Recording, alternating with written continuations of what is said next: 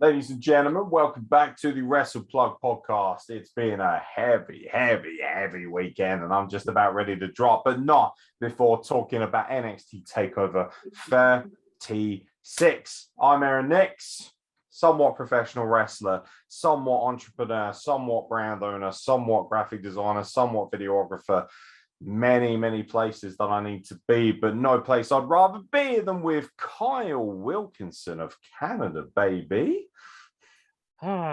This was a fun show, wasn't it? Yes, it was. This was what SummerSlam should have been and was not. And why did I ever think that anything other than TakeOver being the best show was going to happen? Fuck off SummerSlam. Fuck off main roster, because NXT is in the house. 5-match card. Didn't watch the pre-show. Sorry, ladies and gentlemen. Didn't have time for that. We were busy recording watch-alongs. Frankie T, you're welcome. So yeah, show opens proper well. That's how it opens. Cameron Grimes versus LA Knight for the $1 Million Championship. And of course, Carl Wilkinson, we're going to be saying this quite a lot with this show. You called it, Cameron Grimes. I mean, I did predict Cameron Grimes as well. Cameron Grimes is your new $1 Million Champion, courtesy of some extra curricular shenanigans from the $1 Million Man himself, Ted DiBiase at ringside. But it's Cameron Grimes who's going straight to the moon. The moon. Yes, indeed. I what a love great this opener. guy. Great energy in this match. Oh yeah, the CWC, because that's where it was. We were talking about when we were watching it. This should have been in Vegas. It should have been in front of a huge, 51,000 capacity crowd. But doesn't matter. The hardcore CWC fans love Cameron Grimes. And how can you not? It's just so infectious. And I'm so happy that he got the win. He seems he's going to be a star. Yeah, there's not really much else you can add to that. He feels like a star. I've said on many occasions, I feel like Cameron Grimes he's the guy who would have suited, pardon me while I just get my mic working a little bit better here. There we go. Cameron Grimes is the guy that I feel belongs in NWA from back in yesteryear. And that's not to say LA Knight doesn't feel big time. I'm a little bit disappointed that LA Knight has lost quite a lot of high-profile matches in NXT, because that doesn't signal well for how well he's going to do. You mentioned it during the show, and I've always likened him to EC3 in a lot of ways. He was the biggest mic worker in Impact for a while. Then he came to NXT and was used fairly well. And then he was completely shit-canned on the main roster. Starting to sound familiar. So I worry about LA Knight going forward, particularly if he is going to get a call-up. But judging from some of the results that we saw tonight, there's definitely going to be a few call-ups. The women's title was also on the line. And this was the only time, really, where it was standard fare for the evening. Raquel Gonzalez successfully defends the women's championship against an incredibly game and an incredibly athletic and an incredibly sexy Dakota Kai. It's just the first will never end. It was a phenomenal matchup, to be fair, between two world-class women's athletes. And Dakota Kai puts on the performance you'd expect of her, but unfortunately she comes up short, and there is a big rumor that she might be going to the main roster. And Raquel Gonzalez continues her reign of terror, but we already know who she'll be facing next, because Kaylee Ray debuts for NXT at the end of this match. That's awesome. That's big time. The NXT UK talents are starting to come through. Kaylee Ray had a world-class record-setting title reign, of course, as the NXT UK Women's Champion. Here she is. Your thoughts on the match, though, and obviously Raquel Gonzalez. Do you think this is the right decision to have Raquel Gonzalez retained for now? I mean, it's always like Dakota Kai will always be the bridesmaid, never the bride. She's always just going to be the woman that can never quite get there, which is really upsetting because she's phenomenal. She's been in NXT for like 4 or 5 years now. She's been there forever, and she's never really won anything. It's a little sad, but at the same time, like you say, if she might be getting called up, and if she is, this is obviously the right choice because Raquel Gonzalez is a fucking monster. She is incredible. And her and Kaylee Ray are going to beat 10 pounds of shit off each other, and I'm here for it, man. I don't watch a lot of NXT UK. Can honestly admit I don't think I've ever watched a full episode, but I've seen a lot of what Kaylee Ray can do, and it's terrifying. What Kaylee Ray is she's not that dissimilar from Dakota Kai, beautiful, slim, kind of compact in her wrestling style. But Kaylee Ray is a lot tougher, I'd say, a lot more relentless. And she'll offer a very different kind of style of fight for what Raquel Gonzalez is probably not used to. I think it's a big deal, especially if you're going to start having to move around. The roster's already very strong, very stacked in terms of women's talent, but now you bring in Kaylee Ray, that's another big heavy here. You're hearing a lot about how NXT is going to be repackaged, it's going to be changed around, but ultimately they're still bringing in the kind of stars that you would expect under the current kind of product that they have been presenting us for the better part of what feels like 5 or 6 years now. Takeover is always going to be phenomenal. This was no exception, and this match was no exception. And the really funny thing is, barely anyone's going to remember this because the NXT UK Championship, it might not be necessarily the most, it's not defended that many times, and because of that, for me, it feels more special.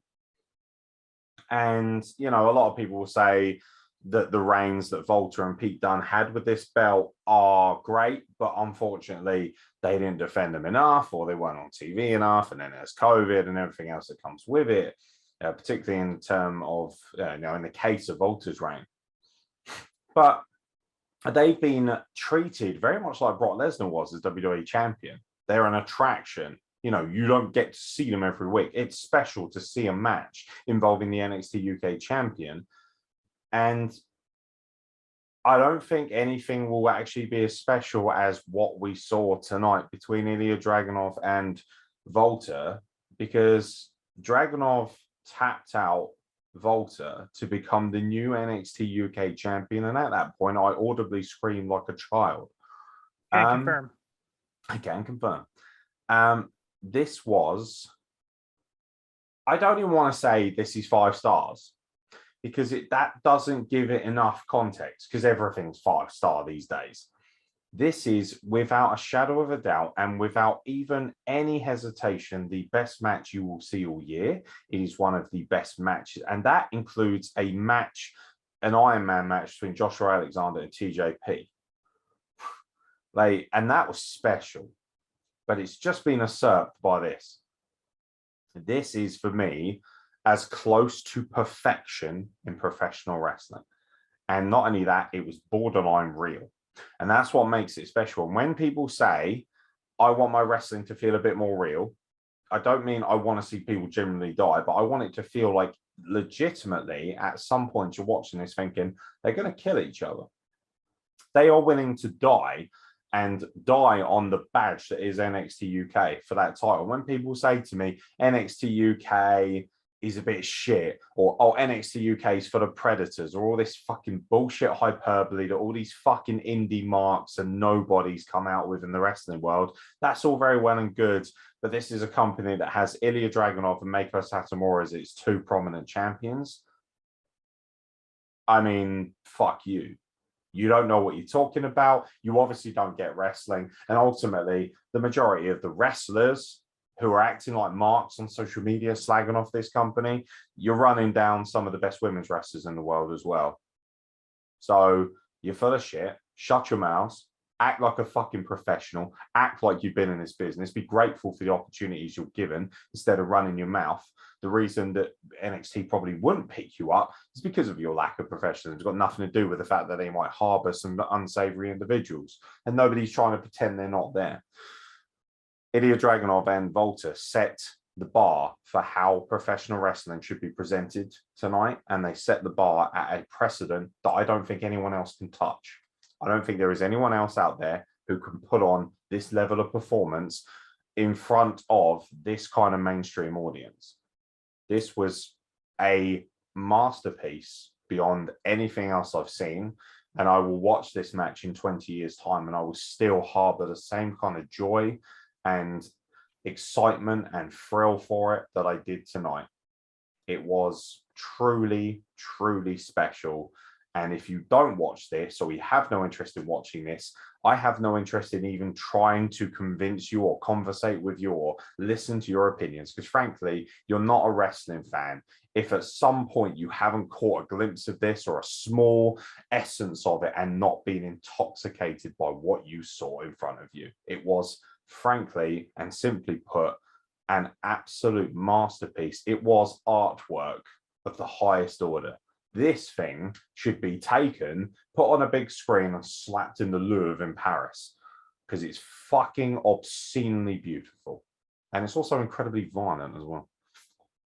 I think the violence helps paint the beautiful picture, though. Yeah, it does. Because, like, I've seen, Walter matches before, the one he had with Pete Dunne to win the title. I had seen bits and pieces of their first match. I've never seen it bell to bell, which is a crying shame. I should really change that sooner rather than later. So for this being my first true introduction to these two men beating not 10 pounds of shit, but literally their combined body weight of shit out of each other, this was probably the best match I've ever seen. Wow. Can I say that? Yeah, I think I can say that because I've seen some incredibly magic things over the years, but Jesus Christ, this was I can't even describe how it felt because I don't know if the words exist. It was just so monumental. Sure, I didn't audibly scream because I think I was too shocked to because of what I had just seen, just because Volter had been displayed as this unkillable monster, the biggest chops in the world. And then not only does he lose, he taps out, which I don't know how often he's done in, WXW or in any of his indie stuff in general, but that doesn't seem like something Volter does very often. I've never seen him tap out. And that makes it even more special. And now the general is gone. Long live the czar, as he said in an interview later on, which is a little spooky. Yeah, that's a little spooky. Czars don't end too well, Ilya, just so you know. I'm sure you know your history. Didn't end too well. But this guy is now going to carry the NXT UK brand on his back, whatever is left of it after this, because my God. Yeah, by the way, his neck turned purple. I hear hyperbole from marks like Chris Jericho talking about their title being the most protected title in the business. This produces the greatest matches of any title in the world. It's not even close. Pete Dunne versus Tyler Bate at Takeover Chicago. I think it was Chicago. Yes. Pete Dunne versus Volter versus Dragunov. These are masterpieces. These are matches of a generation. These are wrestlers of a generation. I like AEW. I like their champions to a certain degree. Not Kenny Omega. This is different. This is different to me. This is a completely different level. And of course, people are going to say, well, it's subjective and it's an opinion. Absolutely it is. And this is definitely what I expect professional wrestling to be like. And this is the professional wrestling that I would hold to the highest standard.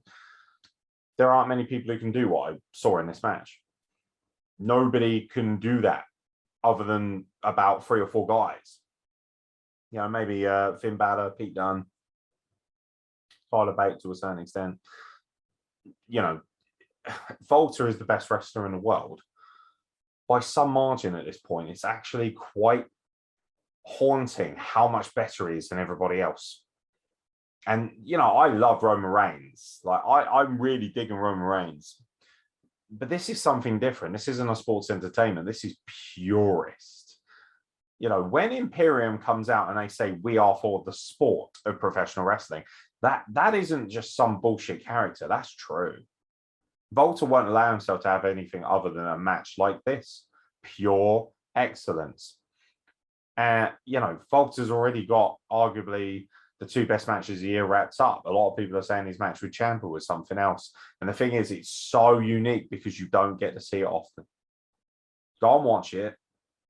If at the end of it, you don't think it's that good or you think it's a bit overrated, then don't bother watching wrestling again because you're not going to see anything better. I'm sorry, you're just not. I don't know what rating you want to put on it.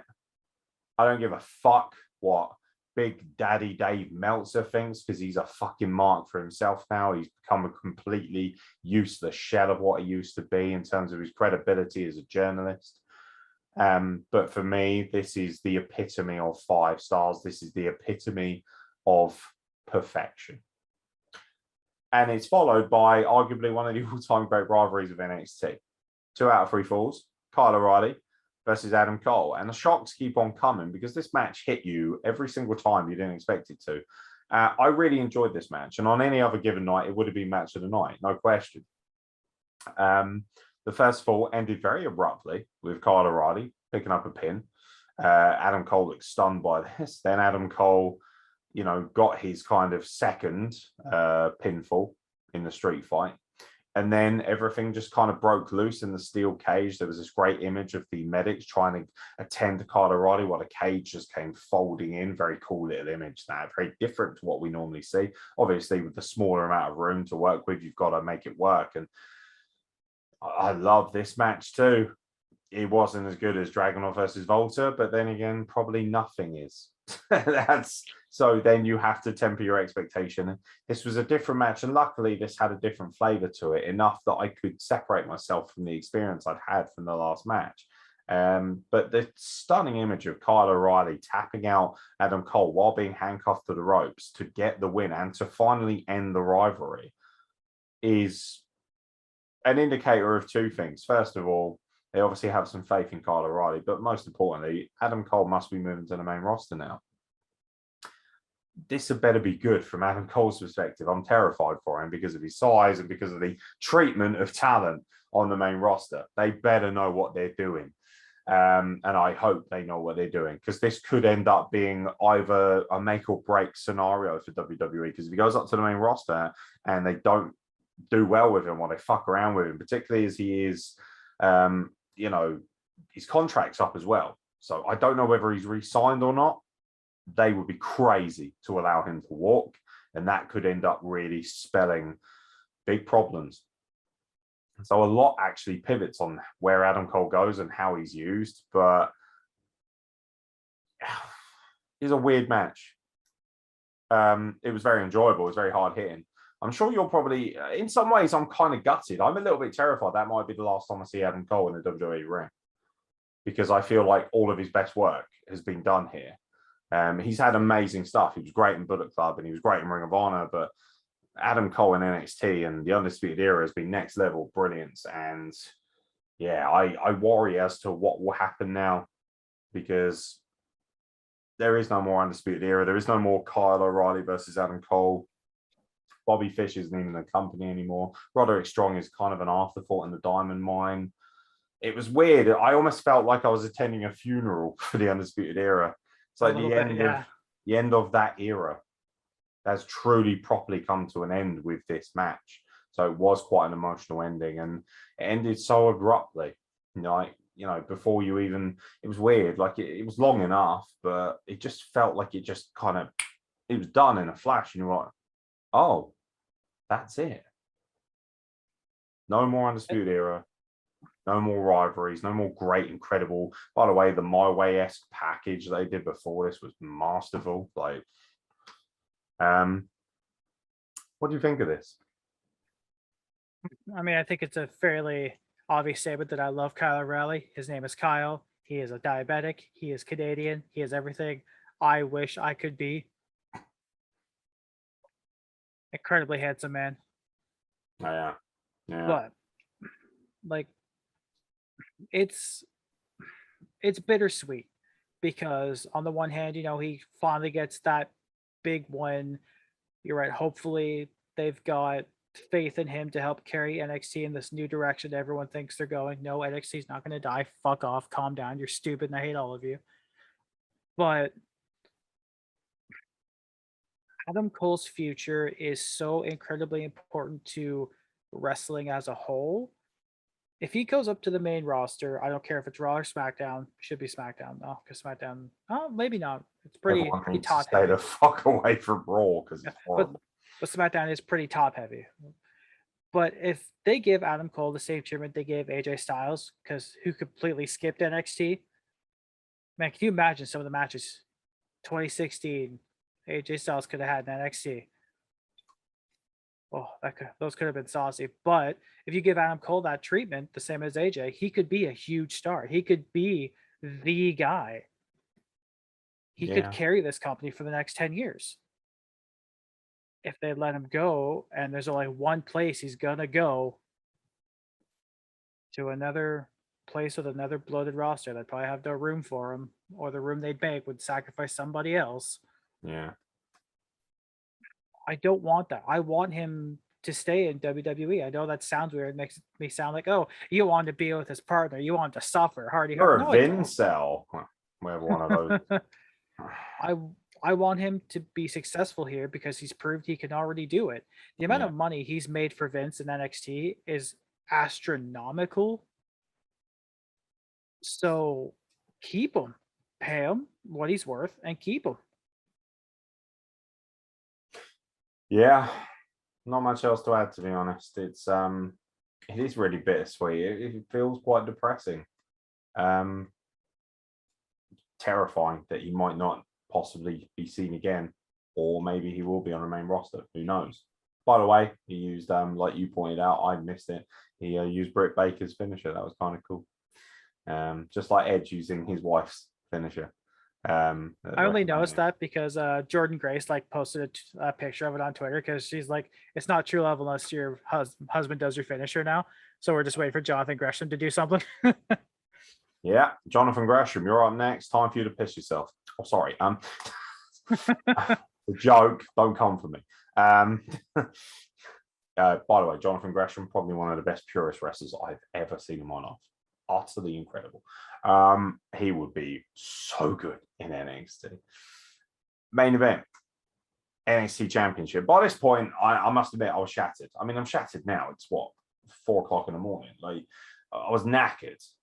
And Cross versus Joe immediately gave you a bit of taste in your mouth. No Scarlett at all. Which I understand. They're trying desperately to get us used to Cross on his own. I'm not sure what I think about this. Maybe it might tie into that story. And I mentioned to you, didn't I, during a match, there's been a lot of suggestions that, he's going to lose more matches than he wins. And then Scarlett will come in and make him this unstoppable destroyer.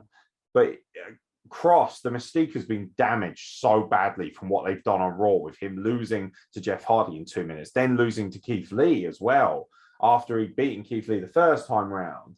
And you just look at Cross and you think, oh, what, you're supposed to be unstoppable. But I've seen you lose now. I've seen you weak, and you've killed the mystique of what it is. And then you have this match. And it's Samoa Joe's big wrestling return, and you're supposed to be so hyped for it. But a part of me sitting there thinking, all I can think about is how Cross doesn't come across as the monster. He doesn't come across as this cool, incredible mystique of a wrestler. He doesn't come across as the assassin, the dark destroyer that he was. And then I'm pretty sure during this match, Samoa Joe picks up a concussion, or he gets rocked. That then leads to him getting gassed. And I personally can't buy that he would just get gassed with no damage. He's not that kind of professional. He never will be. Samoa Joe is one of the greatest professional wrestlers of the modern era, and one of the best mic workers as well, has to be said. It wasn't bad at all, but it just couldn't match up to the 2 matches before it. That hurt. Then we had the issue, of course, with Samoa Joe. He looked pretty busted up. I noticed there was blood coming from his mouth at one point as well, and he just looked far away. And he wins the title, and that's a cool moment. But it didn't mean nearly as much as it should have done for all the stuff that I mentioned before. How did you digest the main event of NXT Takeover 36? I was so hyped for Joe to come back, because I think they said it was February 2020 or something. The last time he wrestled a match would have been on Raw. A year and a half. I was so excited. Like, that theme song hit, I'm just here going, Joe, Joe, joke because I just fucking love it. And yeah, about 5 minutes in, he does his classic suicide like forearm smash to the outside, and after that, we didn't quite see how he landed because WWE's camera work isn't the best. I think the Sayo suplex that he took before that moment, It he definitely landed didn't help. square on his head, and I think that's the situation where he got rocked. That's Okay. just me spitballing. I don't know for a fact. No, neither do I. I am somewhat of a wrestler. I do train. I know and I understand concussions very well, sadly, and head injuries and things of that nature. And I would not be surprised if I went on the dirt sheets tomorrow and found that Samoa Joe had been pretty badly rocked during that match, or that he picked up a concussion of some sort. The match wasn't terrible. He still worked through it well. I just think that it took away from it, as did the mystique of Karrion Kross, because he just doesn't feel like a big deal anymore. No, I mean, we got to see a muscle buster, which was pretty special. I don't think we've seen that since the terrible accident with Tyson Kidd, who thankfully is okay now. It's funny though, isn't it? Because this match actually was very protective of finishes. There was no over the top false finishes like there was in the other two. There was no like crazy, ridiculous. He's kicked out again. He keeps kicking out. He won't stay down. When the finish was there, that was it. It was just that, a finish. Mm-hmm. And more often than not, we should be celebrating something like that, and yet we're not. It's a very weird thing to be, a weird situation to be in. I think it's just because we were, I mean, it's 4:00 in the morning if you're shattered as it is. We had two incredibly different yet still super high octane matches that just left us feeling drained, our chests caved in, and our souls a little shattered. Yeah. And then, we had this, which, like you say, it was good. Even with Joe getting rocked, it was still good because, of course, it was. But it wasn't what it could have and probably should have been because of all the reasons you said. The damage Kross, his mystique has been completely removed from the shit that happened on Raw. People are cheering for Scarlett more than they are him. We've got a whole now Mark Marrow Sable situation here, and that didn't work. Yeah, good callback. That was not good for him. Sable got super over. He was released like 2 months later. Yeah. I don't think they're going to release Karrion Kross. Brock Lesnar. Yeah, well, he's got a great haircut. Just saying. Yeah. But now it's, so what? She comes back and he becomes an unstoppable monster. Why would you take her away at all? Just book him the way he's been booked. But these are the things that hurt WWE, and these are the things that, it's funny, isn't it? You wouldn't think we'd be sort of getting to the end of this podcast and feeling quite so miserable, but these are the things that make people want to go and watch AEW. These are the kind of things that make people want to support that, even if it's shit at times itself, because these are dumb decisions that shouldn't need to be happening. It is clearly obvious that Karrion Kross with Scarlett Bordeaux is where the money is at. It leaves you disheartened and it leaves you disenfranchised with something that you've loved your entire life.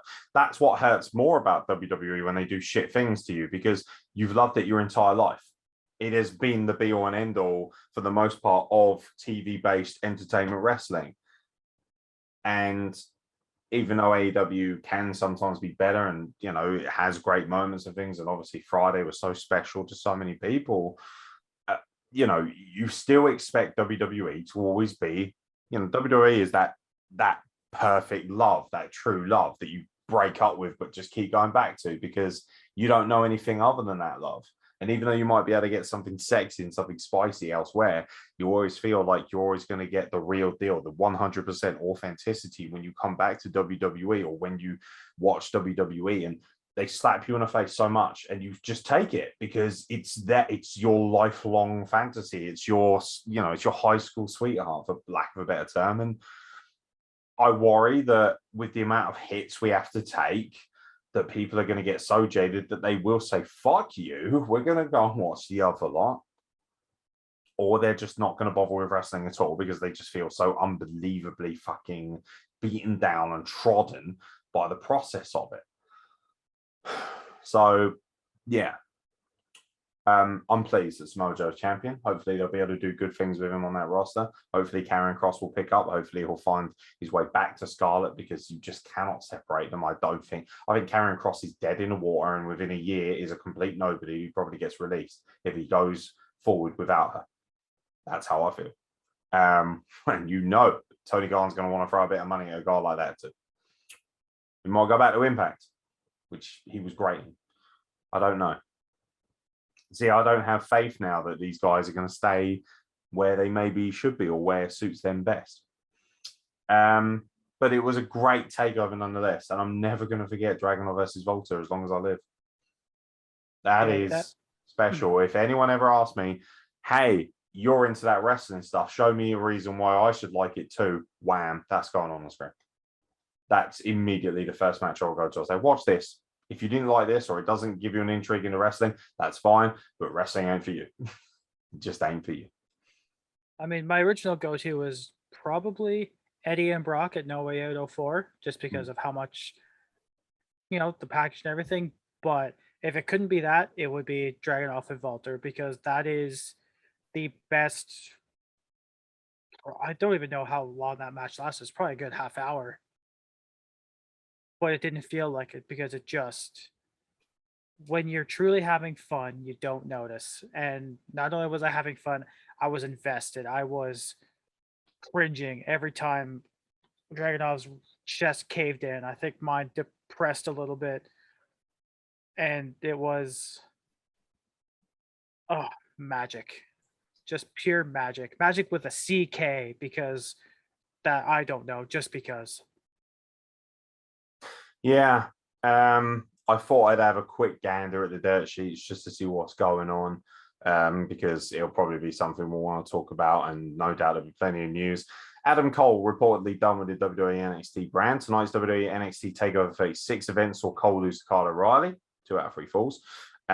It was first revealed several weeks back exclusively by Wrestling Inc. That Cole's contract expired in early July, but that he agreed to an extension that would see him work through SummerSlam weekend for tonight's Takeover 36 event. Cole was reportedly in contract negotiations with WWE at one point in the lead up to Takeover. In an update, tonight's NXT Takeover 36 loss was Cole's final appearance with the NXT brand. It's interesting to note that the report mentioned how this was Cole's final NXT appearance. It remains to be seen if he will stay with the company for a call-up to Raw or SmackDown. It was reported earlier this month that Cole talked with WWE Chairman and CEO Vince McMahon while backstage at a SmackDown taping for a meeting that went extraordinarily well. It was said that McMahon took a liking to Cole on a personal level, and that Cole was wanted on the main roster. There were reportedly pitches made by Cole to work Raw or SmackDown if he chose to re-sign with the company. It's believed that AEW would be interested in signing Cole if he leaves WWE, as Cole is engaged to AEW Women's World Champion Britt Baker. Stay tuned for more on Cole's WWE status. Hangs in the balance. But that's him done as far as NXT goes, and let's be honest, great way to finish. Losing Incredible to his longest term friend in wrestling in Kyle O'Reilly, and the guy that is intrinsically linked with his entire career. So yeah, that'll do as far as Takeover. Any last words, mate? No, I'm exhausted from this weekend. I mean, my ear's been a little better. Still hurts, but there's no way I wasn't gonna watch this with you, record with you, because watching Raw tomorrow night. Might as well just stick a hot fucking thumbtack up my ass. Just one. Just one.